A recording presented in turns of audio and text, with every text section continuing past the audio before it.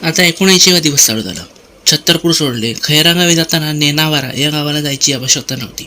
रस्ता सरळ नेनावाराला घेऊन गेला. तेथून खैराकडे प्रयाण केले. जंगल वाटेने जाताना असं घडतं कारण सांगायला कोणी नसतं. खैरा आलं. आता बरमान घाटाकडे जायचे 2 पर्याय सांगण्यात आले. एक, रुकवारावरून सडकेने बरमान गाठणे. 2, पद्मकेशली करून चावर पाठा. नंतर सडकेने बरमान घाट. सर्वच नियोजन जंगल वाटेने विस्कटले. खैरा ते तेथून केशली. पुढे काहीतरी चूक झाली आणि समोर डांबरी सडक दिसून आली. शंकराची बसलेली खूप मोठी मूर्ती असलेल्या आश्रमात जरा विश्रांती घेतली आणि सडकेने चालू लागलो. चालणाऱ्यांना कमी लागावे म्हणून गावकरी चांगला प्रस्ताव देतात. क्वचित प्रसंगी भाषा न समजल्यामुळे तर पाऊल वाटेला फुटलेले फाटे चुकीच्या ठिकाणी जातात. मात्र एवढं नक्की की एकूण अशा चुकांमुळे 1% सुमारे 30 किलोमीटर एवढंही जादा चालावे लागलं नाही की कमीच 7-8 किलोमीटर एकूण चालावे लागले. बरमान आलं. बडे मंदिरमध्ये थांबण्याचा सल्ला मिळाला. त्यानुसार बडे मंदिरात आसन लावलं. मैयावर जाऊन स्नान केलं. मंदिरात मैया पूजा केली. तयार भोजनाचा लाभ मिळाला. बरमान घाटावरून पुढे जाऊ नये असे वाटले. त्यामुळे दुपारी फक्त विश्रांती. अन्य मंदिरात देवदर्शन, सायंकाळी आरती, भजन सुमारे 2.5 तास केले. आता दिवस 80वा. बरमान घाट सोडला. किनाऱ्यावरून वाटचाल फार थोड्या अंतराकरता आली. मैयावरती एक मोठा पूल आहे. त्या पुलाच्या पुढे किनार वाट बंद. गाडी रस्त्याने वाटचाल सुरू झाली. प्रथम धर्मापुरी आलं. नंतर बिकोर आलं. जंगल रस्त्याने पुढे कुंडी लागलं. कुंडी गावातून छोटी धुवाधार दिसते. हे गाव फार उंचावर आहे. खूप मोठी उतार उतरून छोटी धुवाधारकडे आलो. तेथून गुरसीकडे जायला लागतं. शेतातून वाट काढीत तेही गाठलं. पुढचा टप्पा केर पाणी. ते येण्यापूर्वी एक छान ठिकाण. स्नान करून पात्रात मैयाजन केलं. संकष्टी असल्याने उपवासाचं जे जवळ काय होतं ते खाऊन पुढची वाटचाल धरली. केर पाणी मागे टाकलं. पुन्हा किनाऱ्याची सुंदर वाट लागली. आज बरीच पायपीट झाली. मुळगाखेडा आलो.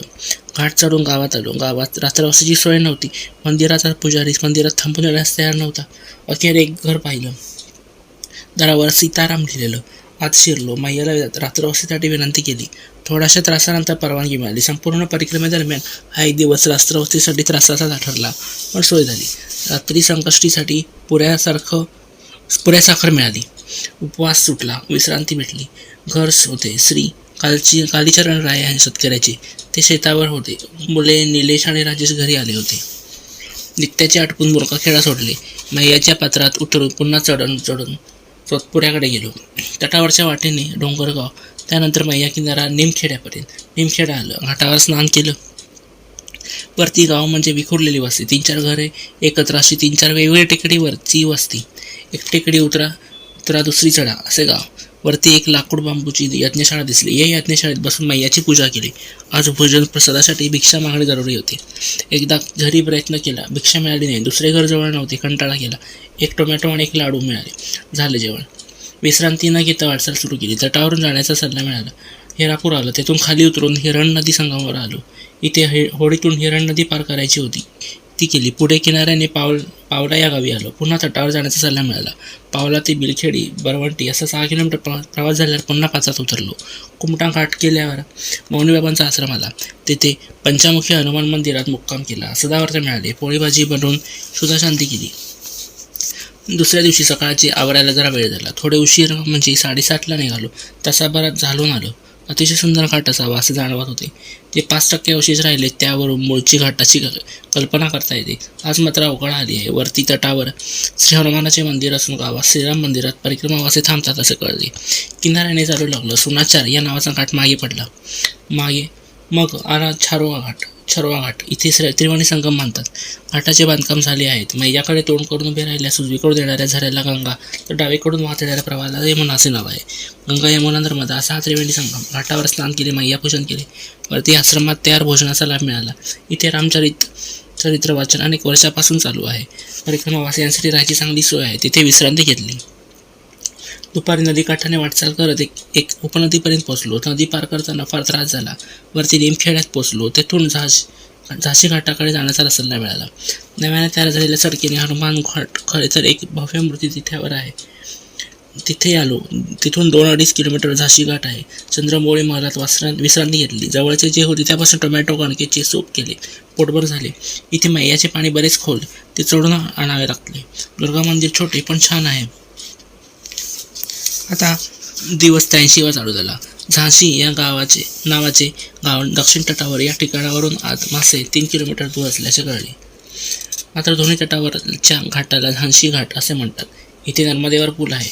सकाळीच किनाऱ्याने वाटचाल सुरू केली. अगोदर रस्ता पूल आला, नंतर 2 स्वतंत्र रेल्वे पूल आले. जबलपूरकडे जाणारा रेल्वे मार्ग पैकी एक पुलाखाली बसून नाश्ता केला.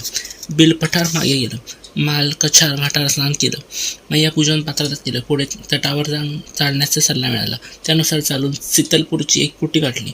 सर्वांनी त्याच कुटीचा उल्लेख केला. या परिसरात परिक्रमावासियांसाठीचा एकमेव निवारा आहे सितलपूर. जेवणाच्या वेळेला कुटील पोचलो. इथे श्री 108 बलरामदासजी महाराज त्यांच्या गुरुबंधूंसोबत परिक्रमावासियांची सेवा करतात. अतिशय प्रेमळ येते. केवळ भोजन घेऊन पुढे जाण्याचे त्यांना सर्व अपूर्ण वाटते. राहण्याचा आग्रह असा की मोडता येऊ नये इतका. खरे तर आजची वाटचाल केवळ 12 किलोमीटर झाली होती. पुढे जाण्यास वेळ होता. मात्र बलरामदासजी महाराजांच्या आग्रहाचा मान राखून आम्ही मुक्काम करण्याचा निर्णय घेतला.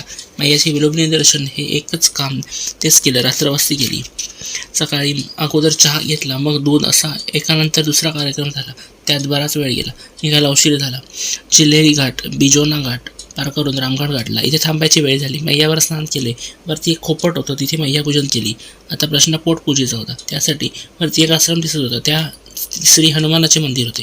सर्व सामान खोपटात ठेवून व नावाड्याला सांगून रिकाम्या हाताने वरती आश्रमात गेलो. प्रथम आम्ही परिक्रमावासी आहोत हेच तेथील व्यवस्थापकास पाठेना, कारण आम्ही अगदी मोकळ्या हाताने गेलो होतो. सत्य त्यांना सांगितले. मग म्हणाले, सदाव्रत घ्या. आम्ही तयार भोजनाची अपेक्षा व्यक्त केली. ते त्यांना द्यावेसे वाटेना.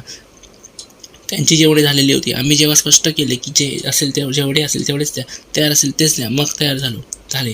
त्यांनी एक वाढून आणलेल्या अन्नात आम्ही जेवण तृप्त झालो.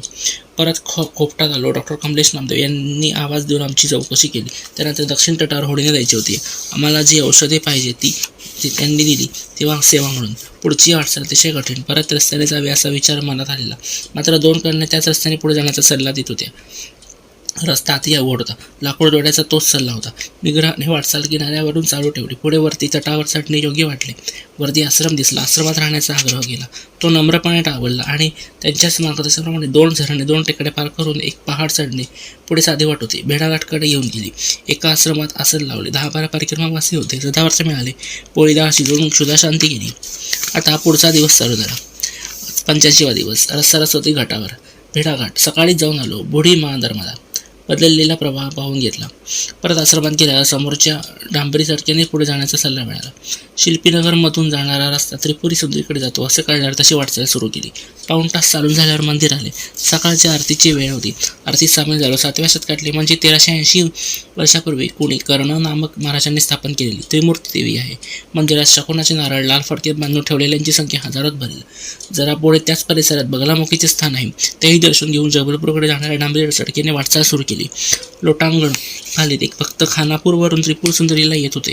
जिठ्यावर नाश्ता केला. आता जबलपूरकडे जाण्याचा राजमार्ग लागला. मेडिकल परिसराला विशालकाय पाण्याच्या टाकीची दारी एक कालिका मंदिर आहे. तिथे दुपारच्या विश्रांतीसाठी गेलो. पाण्याच्या टाकीच्या नळावर स्नान केलं. मंदिरात पूजन आणि पुढे वाटचाल केली. तिलकवाडा घाटाकडे निघालो. मात्र मधूनच बर्गी हिल्स मार्गे ग्वारी घाटाकडे जाण्याचा सल्ला मिळाला. अत्यंत अनिश्चितीचा प्रवास होता. तेही जबलपूरसारख्या शहरात अंतर नीट कोणीच सांगत नव्हते. खूपच चालल्यावर ग्वारी घाटाला झुलेलाल आश्रमात रात्रवस्ती केली. तयार भोजन मिळाले. आता पुढचा दिवस चालू झाला.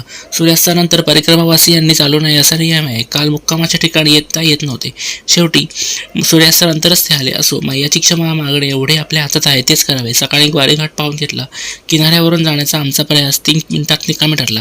प्राप्त सल्ल्यानुसार रस्त्याने वाटचाल करून कालीमठात जाऊन पुढे बिलहरीला आलो. खरे तर झुलेलाल आश्रमातून प्रथमपासूनच हमरस्ता धरला असता तर अधिक सोयीचे ठरले असते. बिलहरी रस्त्याने सोयीचे तर कालीमठ मार्गाने त्रासाचे आहे.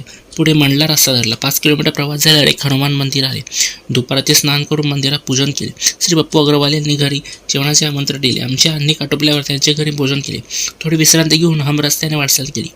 बर्गी धरणाचा एक मोठा कालवा पार करणे भाग पडले.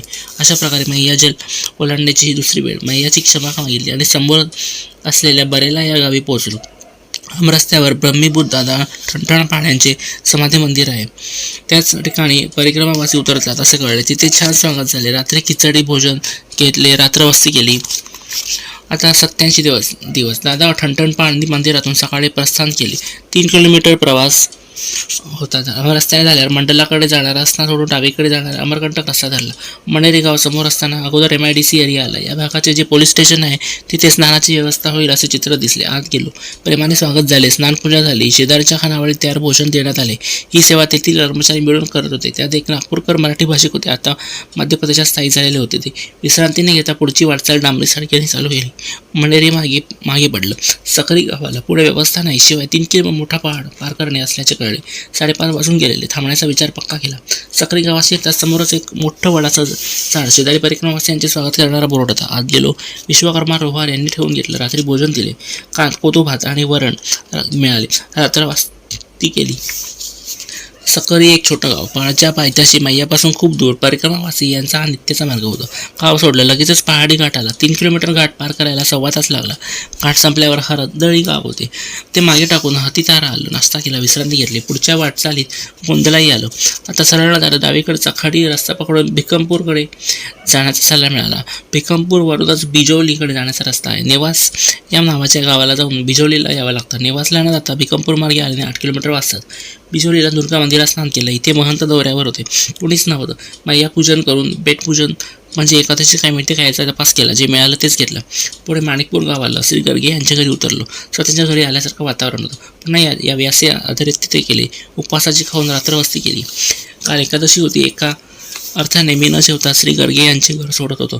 परिक्रमावासी न जेवता गेले. ही रुखरुख त्यांना होती. त्यामुळे त्यांनी जेवून जाण्याचा आग्रह केला. तो मान्य करून भोजन घेऊन 11:15 वाजता माणिकपूर सोडले. डांबरी सडकेने वाटचाल करीत असता 12 किलोमीटर राष्ट्रीय जीवाश्म संग्रहालय डायनोसॉर इथे गुगवा या गावी हम रस्त्यावर दिसून आले. मात्र ते बंद दिसले. आत गेलो नाही. भारद्वारा गावाला राहण्याची सोय आहे अशी माहिती मिळाली. वाटचाल चालू ठेवली. सेहपुराच्या अगोदर 5 किलोमीटर अंतरावर भारद्वारा हे गाव आहे. मात्र तिथे कोणतीही सोय नसल्याचे कळले. प्रियांका या नावाच्या मुलीने केवळ तिच्याकडे चौकशी केली. यातून झालेल्या ओळखीने स्वतःच्या घरी तिने नेले. तिचे बाबा जबलपूरला रिक्षा चालवतात. रात्र छान भोजन व मुक्काम तिथेच केला. आता सकाळी भारद्वाज सोडून सेहपुरा गाठलं. अगोदर कॉफी नंतर चहा घेतलं. थोड्या फळांची खरेदी आणि वाटचाल सुरू केली. करोंदी वरगाव मागे टाकलं. पुढे मोठा घाट दिसत होता. डावीकडे जनजाती कल्याण केंद्र आहे. राष्ट्रीय स्वयंसेवक संघाच्या स्थानिक शाखेने हे काम हाती घेतलं आहे. वनवासींच्या कल्याणासाठी कार्यरत असलेल्या केंद्रात गेलो. स्नान मैयापूजन झाल्यावर त्या रळाभात भोजनाचा लाभ घेतला. उद्याच्या महाशिवरात्रीला मैया किनारी जावी अशी इच्छा होती. मालपूर हे ठिकाण गाठावे असा सल्ला मिळाला. वाटचाल सुरू झाली. अत्यंत सुंदर डांबरीकरण केलेल्या या रस्त्याला मैलाचे दगड नाहीत. घाटात वजेश्वरी बलवंतरायाचं मंदिर आहे. दर्शन घेऊन झपाट्याने वाटचाल सुरू ठेवली. घाटातच अमठेरा इथे मैया प्रगट झाली होती असे कळले. गावकऱ्यांची ते कुंड दाखवतात. मात्र गावकऱ्यांनी तिथे कुंड दाखवलं. मात्र ते कोरडं होतं. पुढे डुंगारी आलं. तेथून मालपूरकडे रस्ता आहे. मालपूर गाठलं. इथे बंगाली महंत आहेत. महादेवाचं जुनं मंदिर आहे. दुर्लक्षित मात्र हे मंदिर छान आहे. रात्री भरपेट जेवण केलं. रात्र वस्तीत 12-15 परिक्रमावासी मुक्कामाला होते. आज महाशिवरात्रीचा दिवस. ज्यांना अमरकंटकात जाणे शक्य होते ते तिथे पोचले असणार. ज्यांना ते शक्य नाही ते मैयाचा किनारा सोडणार. खरेच आजच्या दिवशी मैया दर्शन स्नान शिवदर्शन व्हावे यासाठी प्रयत्न करणार नाहीत असा परिक्रमावासी असणे शक्य नाही. बंगाली बाबांचा आश्रम छान. बाबा आणि अतिप्रेमळ. उत्साहाच्या वातावरणात मैया स्नान, मंदिरात पूजा आरती झाली. आसपासून इथे रामायण पाठ सुरू झाला. त्यात सहभागी झालो. मैया पूजनही झाले. अन्य परिक्रमावासियांची चर्चा झाली. आज मालपूरला जत्रा आहे.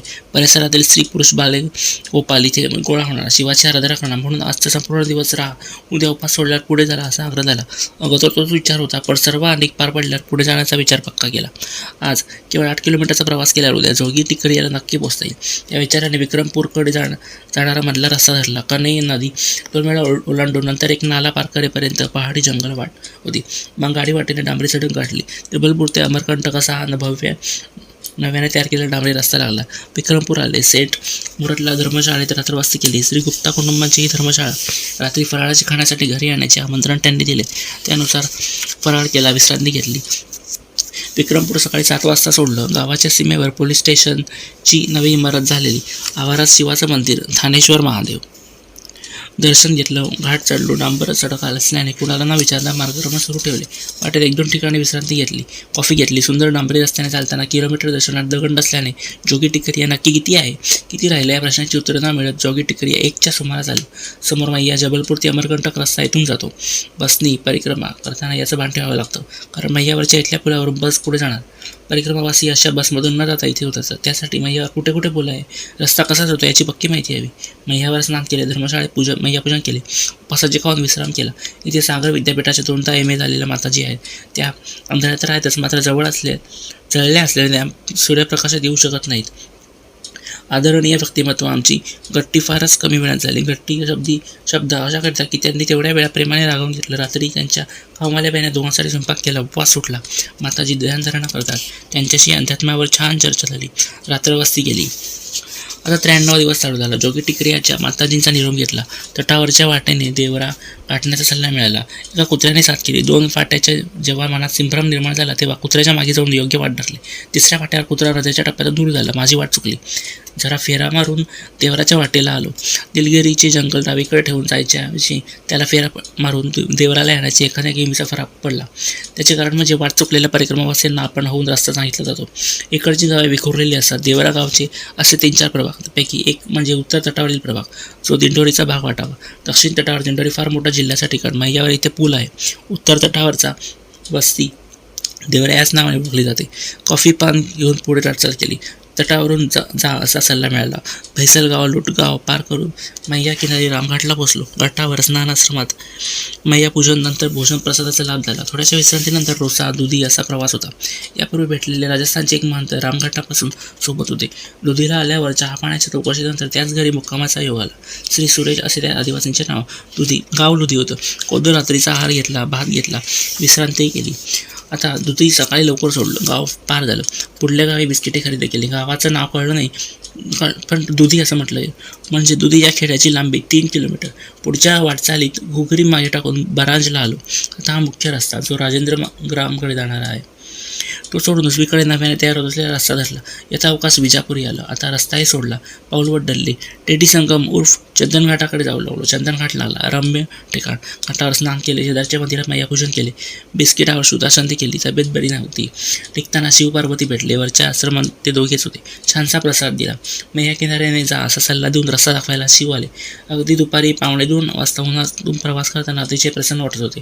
किनाऱ्याने जाताना कंचनपूर घाटाला इथे किनारे सोडून तटावरची वाट धरण्याचा सल्ला मिळाला. गावावरती जरा आत आहे. कंचनपूर गाठले. आता पुन्हा मैया किनारे जाण्याचा सल्ला मिळाला. शिवाला गाठे लक्ष गाठण्यासाठी जरा धीर धरावा लागला. खाली वर करता अति सुंदर शिवाला घाट आश्रमाला. रात्रवस्ती केली. भातवरण असंच काही भोजनासाठी मिळालं. आता 95 दिवस सुरू झाला. शिवाला घाट सुंदरच आहे. घाट आवडण्याची खूप कारण.